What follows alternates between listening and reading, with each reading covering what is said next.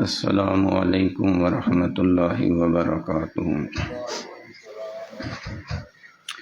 الحمد للہ نحمده ونستعینه ونستغفره ونعوذ باللہ من شرور انفسنا ومن سیئات اعمالنا، من يهده الله فلا مضل له ومن يضلله فلا هادي له، ونشهد أن لا إله إلا الله وحده لا شريك له، ونشهد أن محمدا عبده ورسوله صلی اللہ علیہ وعلى آلہ واصحابہ واہل بیتہ وسلم۔ اللہم صل علی محمد وعلى آل محمد کما صلیت علی ابراہیم وعلى آل ابراہیم انک حمید مجید۔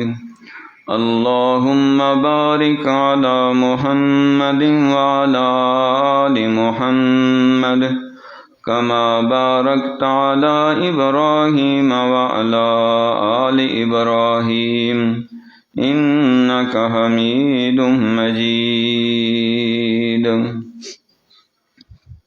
اما بعد فإن احسن الحدیث کتاب اللہ، وخير الهدي هدي محمد صلى الله عليه وسلم، وشر الأمور محدثاتها، وكل محدثة بدعة، وكل بدعة ضلالة، وكل ضلالة في النار۔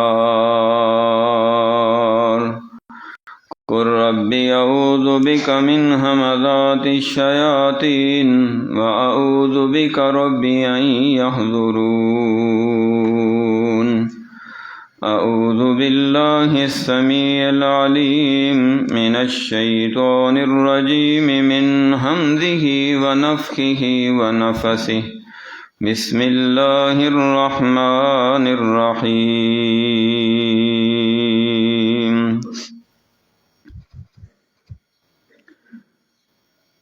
لا يكلف الله نفسا إلا وسعها، لها ما كسبت وعليها ما اكتسبت۔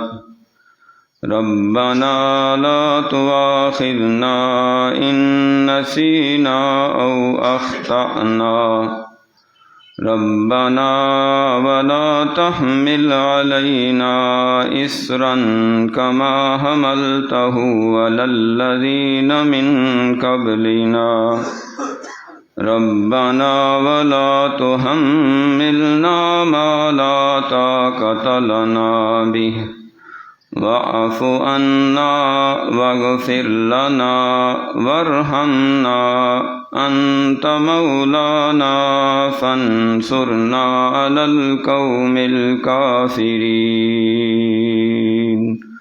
آمین۔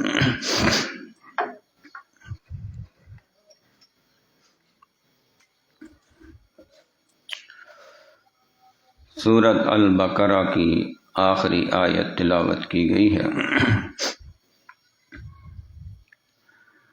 پہلی دو آیات بینات کا خلاصہ بیان ہو چکا ہے۔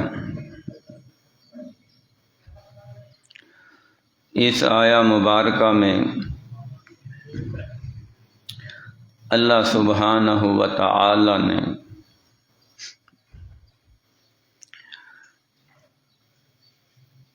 ایک قانون بیان فرمایا ہے۔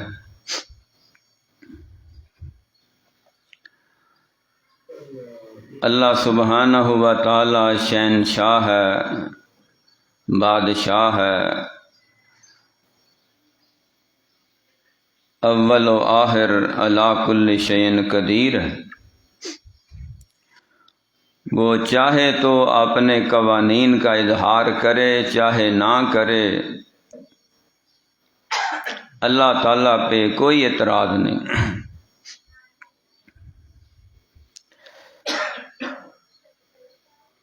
لیکن پھر بھی اس کی مہربانی ہے، اس کا فضل ہے، اس کا کرم ہے کہ اس نے ہم جیسے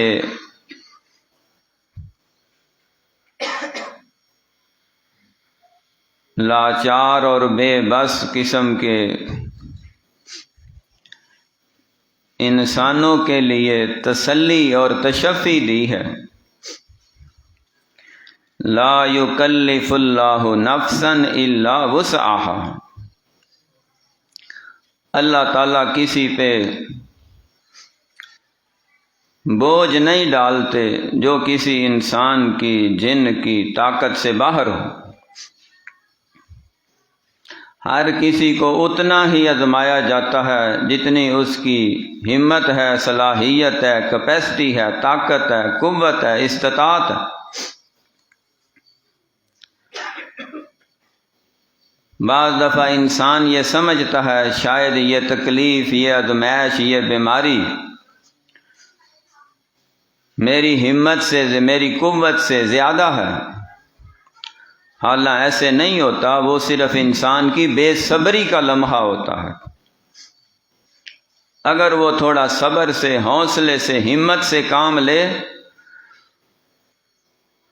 تو جس زبان سے گلہ کر رہا ہے، شکوہ کر رہا ہے، شکایتیں کر رہا ہے، ہائے وائے کر رہا ہے، اسی زبان سے اللہ کا شکر ادا کرے، دعا کرے، رحمت مانگے، بھیک مانگے، اللہ رب العزت سے تعلق قائم کرے، عبادت کرے، ذکر کرے، تو اللہ سبحانہ و تعالی اس کی بیماری کو شفا میں بھی بدل دیں گے، تکلیف کو آرام اور سکون میں تبدیل فرما دیں گے۔ چیخنے سے، چلانے سے، رونے سے، پیٹنے سے، واویلا کرنے سے، ہائے وائے کرنے سے تکلیف کم نہیں ہوتی، بلکہ تکلیف کا احساس زیادہ ہوتا ہے۔ اور صبر کرنے سے، حوصلہ کرنے سے، دعا کرنے سے اللہ تعالیٰ تکلیف کا احساس بھی کم کر دیتے ہیں، صبر پہ اجر بھی عطا فرماتے ہیں۔ میدان جنگ سے بڑا کوئی ازمائشی مرحلہ نہیں ہوتا۔ ایک صحابی کی انگلی پہ زخم آیا، اس کی زبان سے ہائے نکل گیا، تو آقا علیہ الصلوۃ والسلام قریب ہی تشریف فرما تھے، آپ نے فرمایا لو قلت اللہ، اگر تو اللہ کہتا، ہائے کہنا ہے تو ہائے اللہ بھی ساتھ بول لے، خالی ہائے نہیں۔ چلو بندے کا دل کا کچھ غبار نکل جائے، میں نے ہائے تو بولا ہے، تو ساتھ اللہ بھی بول۔ فرمایا اگر تو اللہ کہتا نا لا رفعتک الملائکہ، فرشتے تجھے پروں پہ اٹھا لیتے، صرف ایک اللہ بولنے سے۔ تو جو بار بار اللہ بولے گا، فرشتے اس انسان کی تکلیف کے ساتھی بن جائیں گے۔ لا یکلف اللہ نفسا الا وسعها، اللہ تعالیٰ کسی کو اس کی ہمت اور طاقت اور قوت سے زیادہ آزماتے نہیں ہیں، بوجھ نہیں ڈالتے ہیں، یہ اللہ کا قانون ہے۔ سب سے زیادہ انبیاء کو آزمایا جاتا ہے، پھر ایمان کے درجات کی بنسبت سے جس کا جتنا ایمان ہوتا ہے اس کے مطابق اس کو آزمایا جاتا ہے۔ تو اللہ سبحانہ و تعالی نے کئی ایک مقامات پہ فرمایا کہ لوگ یہ سمجھتے ہیں کہ شاید خالی کلمہ پڑھ لینے سے، ایمان لے آنے سے ہمارے لیے جنت کے سارے انعامات، دسترخوان، محلات تیار کر دیے جائیں گے، ابھی ان کو آزمایا جائے گا، اور آزمائش کے مختلف مراحل ہوتے ہیں۔ اس آزمائش کے اندر بھی مومن بندہ اللہ سے اجر اور ثواب حاصل کر لیتا ہے۔ مالی آزمائش ہو تب بھی، جسمانی آزمائش ہو تب بھی، جانی آزمائش ہو تب بھی، معاشی آزمائش ہو تب بھی، معاشرتی آزمائش ہو تب بھی، سیاسی آزمائش ہو تب بھی، گھریلو آزمائش ہو تب بھی، کاروباری آزمائش ہو تب بھی، کسی بھی معاملے میں آزمائش آئے تو اس آزمائش میں پورا اترنے والوں کو اللہ تعالیٰ اپنی جنت کا وعدہ فرماتے ہیں۔ ام حسبتم ان تدخلوا الجنة ولما يأتكم مثل الذين خلوا من قبلكم مستهم البأساء والضراء وزلزلوا حتى يقول الرسول والذين آمنوا معه متى نصر الله ألا إن نصر الله قریب۔ اتنی سخت آزمائشیں آئی، جسمانی بھی، مالی بھی، معاشرتی بھی، انہیں ہلا دیا گیا جیسے زمین پہ زلزلہ آتا ہے، حتیٰ کہ فقط کے پیغمبر بھی بول اٹھے متی نصر اللہ، اللہ کی مدد کب آئے گی؟ اللہ کی طرف سے جواب آیا، تم نے پریشان نہیں ہونا، بے صبری کا مظاہرہ نہیں کرنا، آپے سے باہر نہیں ہونا، کوئی غیر قانونی غیر شرعی کام نہیں کرنا۔ الا ان نصر اللہ قریب، اللہ کی مدد تمام تک پہنچ چکی ہے۔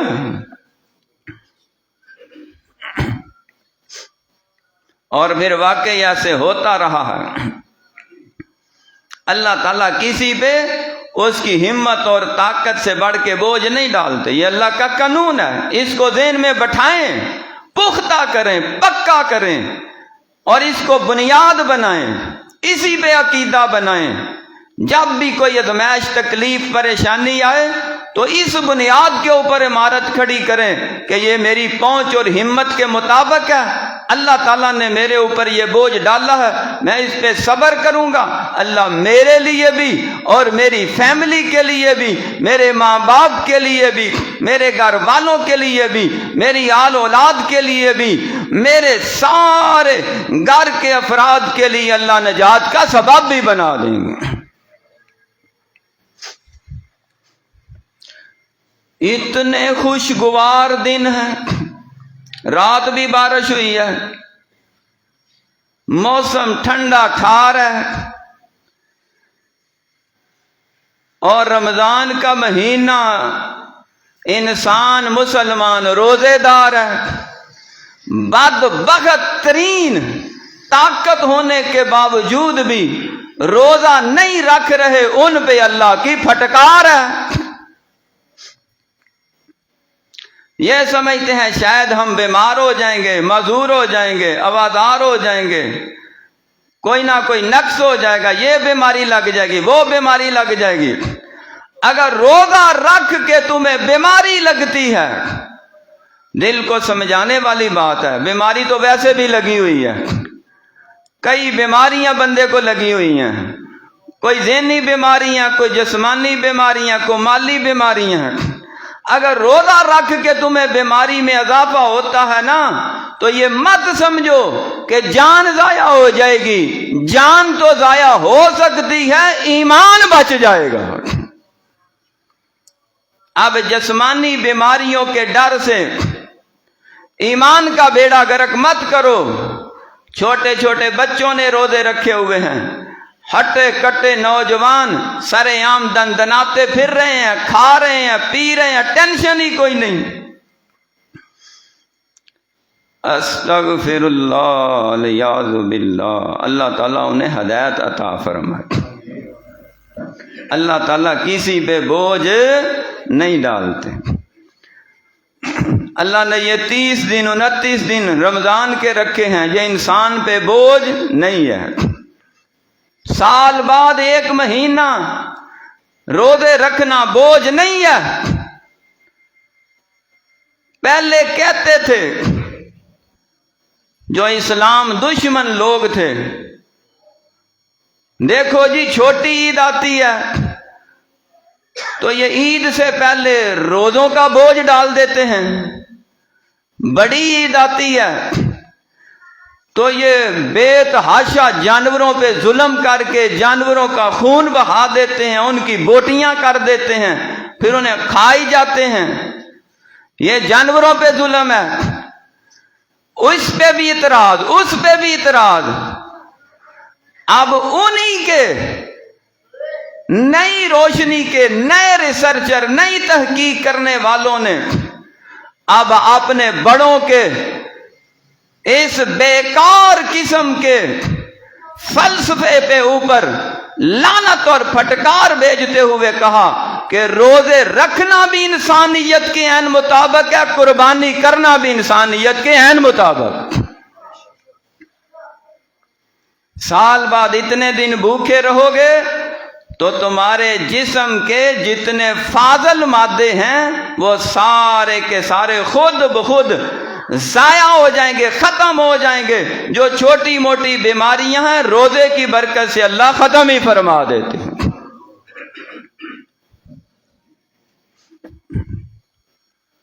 اللہ تعالیٰ کسی پہ اس کی ہمت اور طاقت سے بڑھ کے بوجھ نہیں ڈالتے، یہ اللہ کا قانون ہے۔ اس کو ذہن میں بٹھائیں، اسی پہ زندگی کی عمارت کھڑی کریں۔ 2 قسم کے انسان بن جاتے ہیں، لہا ما کسبت وعلیہا ما اکتسبت۔ ایک نیک عمل کرنے والے ہیں، ایک برے عمل کرنے والے ہیں۔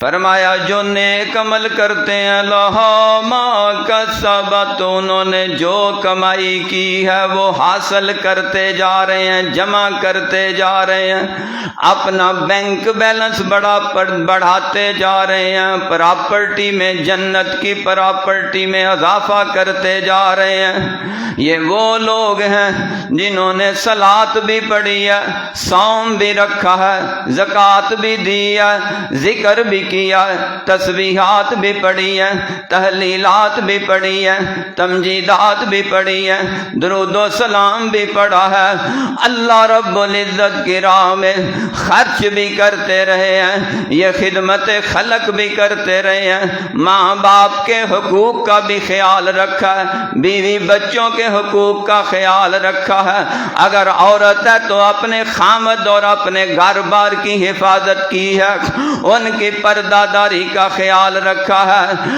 اگر وہ بچہ ہے تو اپنے بڑوں کا ادب کیا ہے، بڑا ہے تو اپنے چھوٹوں سے شفقت کی ہے، ہمسایوں کے حقوق کا خیال رکھا ہے، کاروباری معاملات میں دھوکہ نہیں دیا، فراڈ نہیں کیا، دغا نہیں کیا۔ اللہ تعالیٰ کے اس ماہ مبارک رمضان کے مہینے میں انسانوں کے اوپر بھی ریلیف کیا ہے، مسلمانوں کے لیے بھی اپنی تجوریوں خزانے کے منہ کھول دیے ہیں۔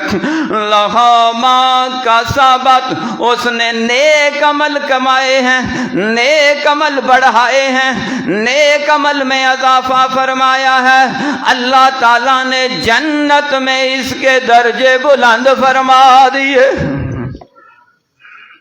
وعلیہا ما اکتسبت، دوسری طرف وہ بدبخت بد نصیب ہیں جنہوں نے سیزن کے اندر بھی آؤٹ سیزن کام کیا ہوا ہے۔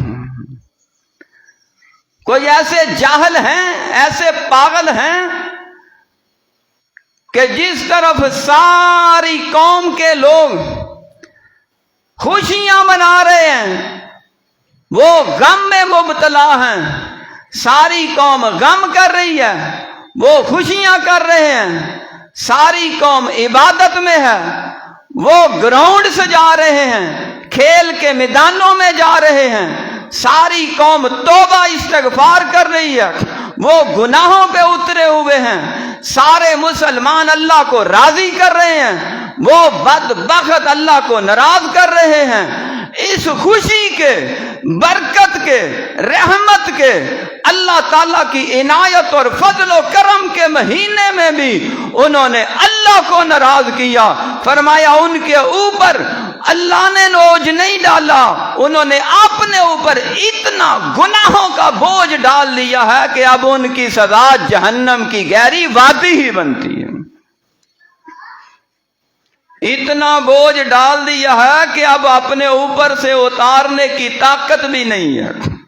اور بوجھ اللہ تعالیٰ کی شریعت کا نہیں ہے، بوجھ اللہ تعالیٰ کے نظام کا نہیں ہے، بوجھ اللہ تعالیٰ کے قوانین کا نہیں ہے، بوجھ عبادات کا نہیں ہے، بوجھ واجبات کا نہیں ہے، بوجھ ریاضات کا نہیں ہے، بوجھ انعامات کا نہیں ہے، بوجھ شریعت پہ عمل کرنے کا نہیں ہے، بلکہ بوجھ انہوں نے اپنے اوپر برڈن ڈالا ہے، وزن ڈالا ہے، تو گناہوں کا وزن ڈالا ہے۔ اس گناہوں کے وزن کے نیچے اتنے دب چکے ہیں کہ اب وہ قیامت تک نہ اٹھ سکتے ہیں، قبروں سے انہیں نہ کوئی چھڑا سکتا ہے، نہ جہنم سے باہر نکال ہی سکتا ہے۔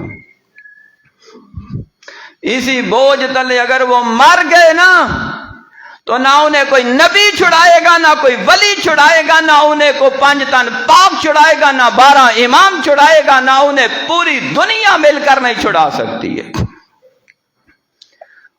انہوں نے اپنا راستہ خود ہی غلط متعین کر لیا ہے۔ ابھی وقت ہے، اللہ تعالیٰ کی طرف سے اعلان ہوتا ہے، اگر زندہ ہو تم نے گناہوں کے بوجھ اپنے اوپر لے لیے ہیں تو آؤ واپس پلٹنے کا ایک چانس ہے۔ ربنا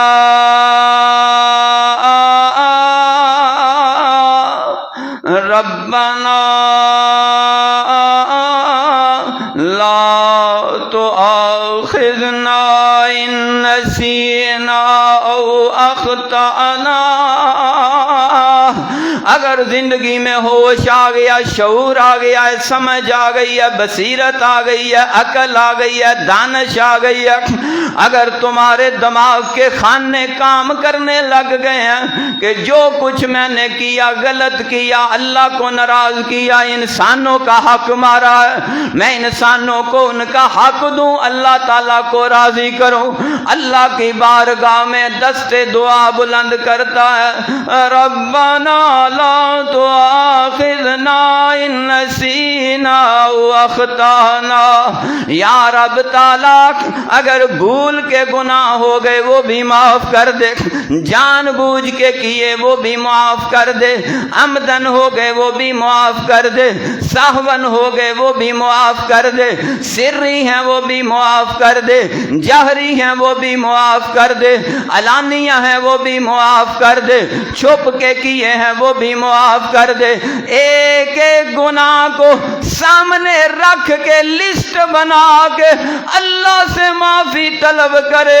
اللہ شہنشاہ بادشاہ ان مہینوں میں، ان برکتوں میں، ان رحمتوں میں، ان آفات بلیات سے چھٹکارا عطا کر کے رات کی تنہائیوں میں بھی، دن کی گھڑیوں میں بھی، جس وقت بھی اللہ سے لو لگائے گا، اللہ زندگی بھر کے گناہوں پہ معافی کا قلم پھیر دیں گے۔ اللہ کا وعدہ ہے، کوئی آئے تو صحیح، ہر دم اللہ اللہ کر، نور سے اپنا سینہ بھر، ہر دم اللہ اللہ کر، نور سے اپنا سینہ بر، جیے تو اس کا ہو کر جی، مرے تو اس کا ہو کر مر، ہر دم اللہ اللہ کر، نور سے اپنا سینہ بر، جیے تو اس کا ہو کر جی، مرے تو اس کا ہو کر مر۔ اللہ سبحانہ و تعالیٰ کی بارگاہ میں دست دعا بلند کر، جولیاں پھیلا، زبان ہلا، اپنے گناہوں کو اللہ کے سامنے پیش کر کے معافی کا سفیدی کا قلم پھروا، اور یہ عقیدہ بنا کہ آئندہ کے لیے مرتے دم تک کوئی کبیرہ گناہ نہیں کروں گا۔ سب کہو انشاءاللہ۔ اللہ تعالیٰ بچنے کی توفیق عطا فرمائے۔ آپ کیا سمجھتے ہیں صرف شرک کرنا کبیرہ گناہ ہے، قتل کرنا کبیرہ گناہ ہے، چوری کرنا کبیرہ گناہ ہے، زنا کرنا کبیرہ گناہ ہے، جھوٹ بھی کبیرہ گناہ ہے، ملاوٹ بھی کبیرہ گناہ ہے، کسی مسلمان سے وعدہ خلافی کرنا بھی کبیرہ گناہ ہے، کسی کا حق دبا جانا یہ بھی کبیرہ گناہ ہے، طاقت ہونے کے باوجود کسی کی رقم واپس نہ کرنا یہ بھی کبیرہ گناہ ہے، ظلم ہے، حدیث میں ظلم کہا گیا ہے، ہمسایوں کے حقوق کو پامال کرنا یہ بھی کبیرہ گناہ ہے، ماں باپ کی توہین بدتمیزی کرنا یہ بھی کبیرہ گناہ ہے، اپنی اولاد کے حقوق صحیح طرح ادا نہ کرنا یہ بھی کبیرہ گناہ ہے، اپنی بیوی کے صحیح حقوق ادا نہ کرنا یہ بھی کبیرہ گناہ ہے، خاوند کے حقوق صحیح معنوں میں ادا نہ کرنا یہ بھی کبیرہ گناہ ہے۔ کیا سمجھا ہوا ہے؟ حکمران ہی سارے کبیرہ گناہ کر رہے ہیں، ہم تو پاک صاف لگے پھر رہے ہیں۔ اپنے آپ کو بھی اس ترکڑی میں تولنے کی کوشش کرو، کہیں ہم تو اس کیٹیگری میں نہیں کہ رمضان کے مہینے میں بھی ذخیرہ اندوزی کر کے، ملاوٹ کر کے، چیزوں کے ریٹ بڑھا کے، داغ لگا کے، فراڈ کر کے، غلط قسم کا سودا بیچ کے یہ سمجھیں نماز بھی قبول ہے، روزہ بھی قبول ہے، حج بھی قبول ہے، عبادت بھی قبول ہے، صحابت بھی قبول ہے، ہو نہ ہو اللہ تعالیٰ ہر شے ریورس کر کے گناہوں کا بوجھ ڈال کے تمہیں جہنم کا ایندھن ہی بنا دیں۔ ڈرنا چاہیے اللہ تعالیٰ کے غضب سے۔ جہاں رحمتیں بے شمار ہے نا، وہاں ان رحمت کے مہینے میں کسی نے آئیں بائیں شائیں کی نا تو اس کے لیے سزا بھی بڑی سخت ہے۔ اللہ تعالیٰ سے معافی مانگے اور ساتھ عہد کرے آئندہ ہم کوئی کبیرہ گناہ نہیں کریں گے۔ نماز چھوڑنا بھی کبیرہ گناہ ہے، مرضی کی پڑھ لی مرضی کی نہ پڑھی، روزہ چھوڑنا بھی کبیرہ گناہ ہے، جن پہ زکوٰۃ واجب ہے ادا نہیں کرتے، پوری زکوٰۃ ادا نہیں کرتے، کبیرہ گناہ ہے، حج واجب ہو چکا ہے نہیں کرتے، کبیرہ گناہ کے مرتکب ہیں۔ اپنے آپ کو ہوش میں لاؤ اور خالی طفل تسلیوں سے زندگی مت گزارو۔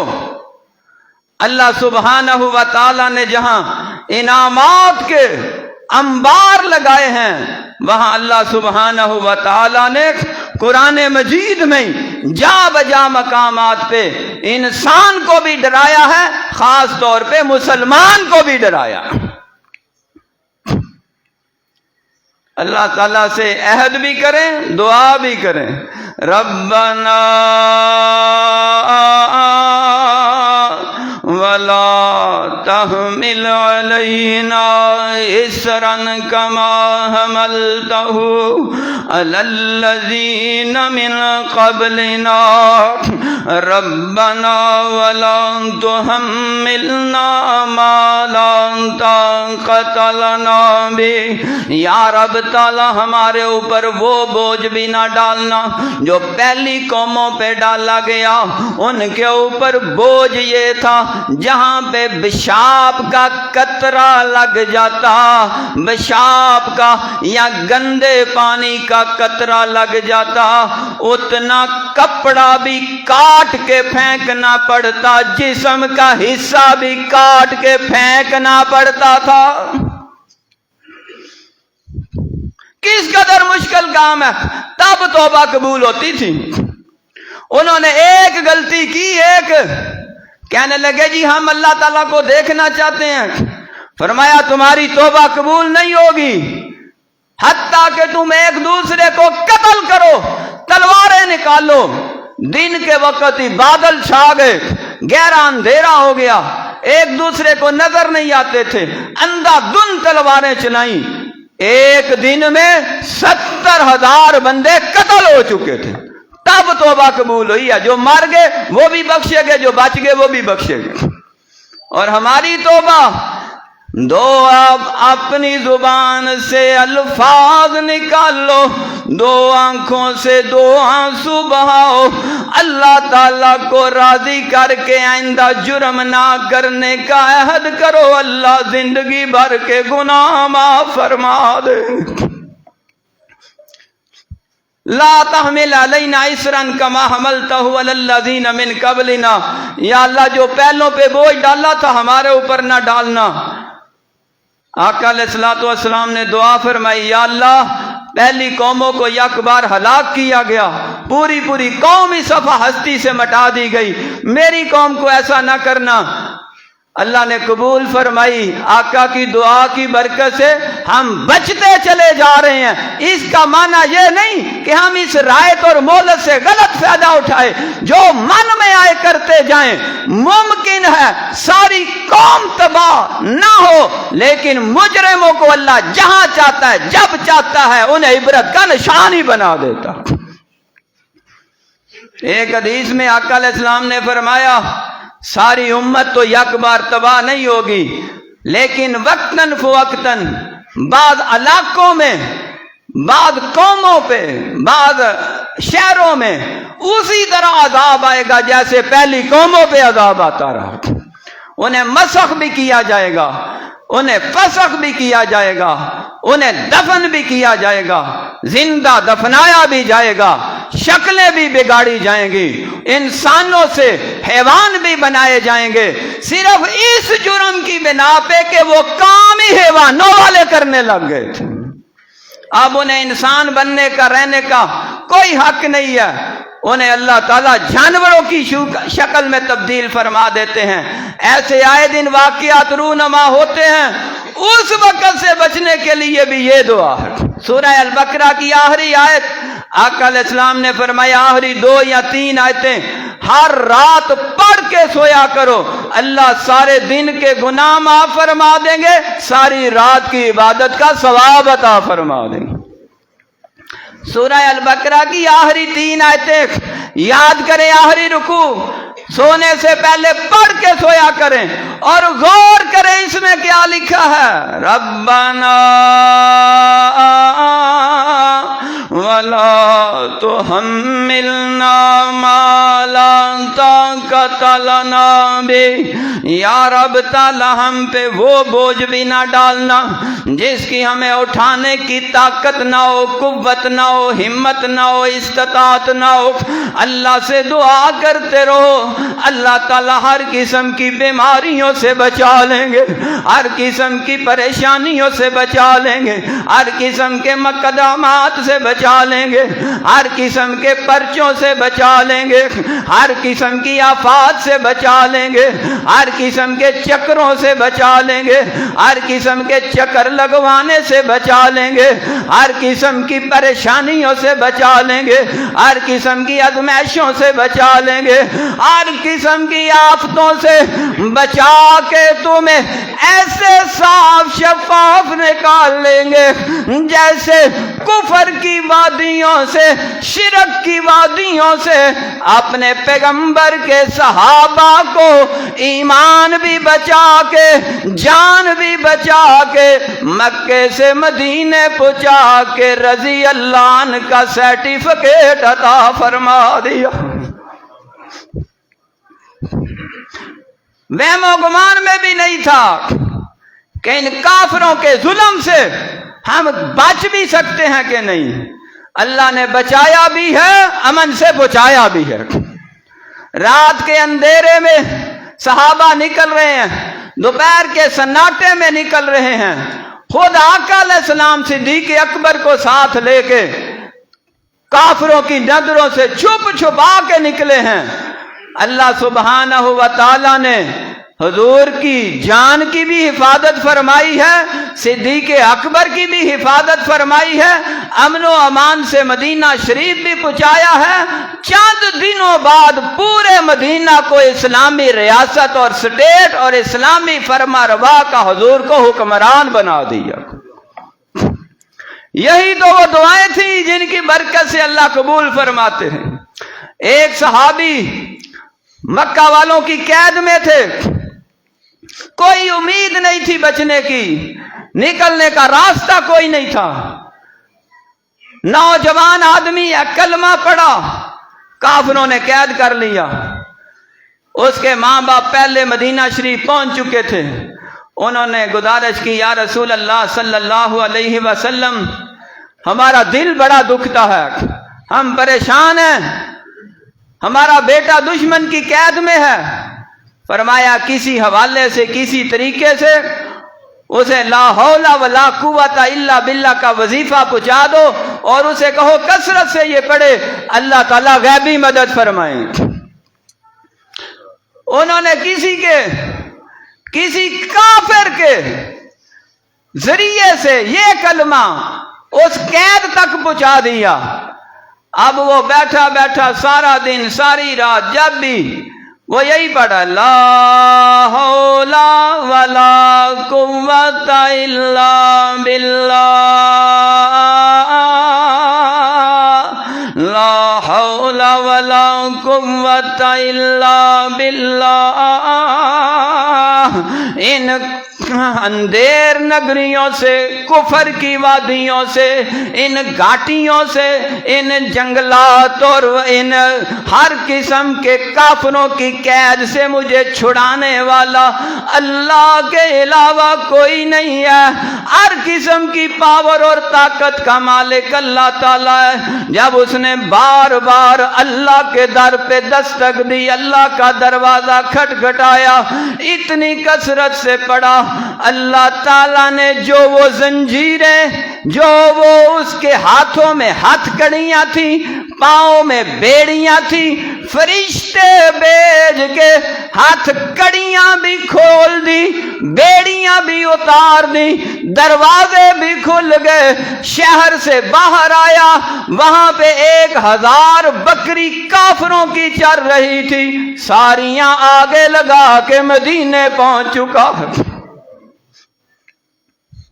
اللہ مدد فرماتے ہیں، کوئی اللہ تعالیٰ کو پکارے تو صحیح، یہی تو فرمایا معافی پہلے مانگو، واعف عنا واغفر لنا وارحمنا، یا اللہ ہمیں معاف فرما، یا اللہ ہمیں بخش دے، یا اللہ ہمارے اوپر بوجھ نہ ڈالنا، ہم اٹھانے کی طاقت نہیں رکھتے، استطاعت نہیں رکھتے، ہمارے اوپر اتنا مہنگائی کا عذاب نازل نہ کر، یہ دہشت گردی کا عذاب نازل نہ کر، یہ بد امنی کا عذاب نازل نہ کر، یہ فرقہ وریت کا عذاب نازل نہ کر، یا رب تعالی دشمن کا خوف ہمارے اوپر غالب نہ کر، ہمیں اپنا بنا، اپنی مدد عطا فرما، اپنی رضا عطا فرما، اپنی عنایت اور محبت عطا فرما کے دل کا اطمینان بھی عطا فرما، ذہن کا سکون بھی عطا فرما۔ مولا ہماری نماز بھی قبول فرما، زکوٰۃ بھی قبول فرما، روزے حج بھی قبول فرما۔ یا اللہ ہمیں معاف فرما اور ہمارے پچھلے گناہوں کو بخش دے، ہم پہ رحم فرما۔ آئندہ کے لیے ہم پہ کوئی ایسا بوجھ اور مصیبت پریشانی نہ ڈالنا جسے ہم اٹھا ہی نہ سکیں۔ جیسے جیسے بندہ عمر رسیدہ ہوتا ہے، جسمانی قوتیں کم ہونے لگتی ہیں، اس عمر میں ایمانی طاقت کام آتی ہے۔ یاد رکھے جیسے جیسے بوڑھے ہو رہے ہیں، جسمانی طاقت کم ہوتی ہے، ایمانی طاقت بڑھتی جاتی ہے، اور وہی اس بڑھاپے میں سکون پاتا ہے جس کی ایمانی طاقت مضبوط ہے۔ شیر خدا علی المرتضی رضی اللہ تعالیٰ عنہ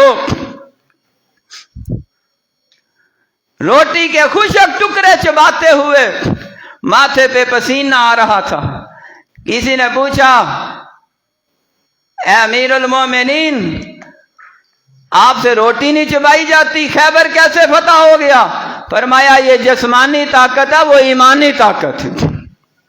تو ایمانی طاقت کو بڑھائیں، یہ روزے رکھ کے اگر ہماری ایمانی طاقت میں اضافہ نہیں ہوا تو لمحہ فکریہ سوچیں کہ ہماری ایمانی طاقت میں اضافہ کیوں نہیں ہو رہا۔ اس کا حل یہ ہے، پیٹ میں لقمہ حلال کا جانا چاہیے، عقیدہ توحید کا ہونا چاہیے، کسی پہ ظلم و زیادتی نہیں ہونی چاہیے، اور کثرت سے اللہ کی بارگاہ میں دعا کرنی چاہیے۔ پھر انشاءاللہ ایمان بھی بڑھے گا، اطاعت بھی بڑھے گی۔ اللہ سبحانہ و تعالیٰ نے یہی تو ہمیں سکھایا ہے، بار بار پڑھو، انت مولانا انت مولانا، نبی بھی یہ کہتے رہے انت مولانا، ولی بھی یہ کہتے رہے انت مولانا، علی بھی یہ کہتے رہے انت مولانا۔ میں اور آسان کر دوں، نبی مولا بھی یہ کہتے رہے اللہ مولا ہے، علی مولا بھی یہ کہتے رہے اللہ مولا ہے، صدیق مولا بھی یہ کہتے رہے اللہ مولا ہے، فاروق مولا بھی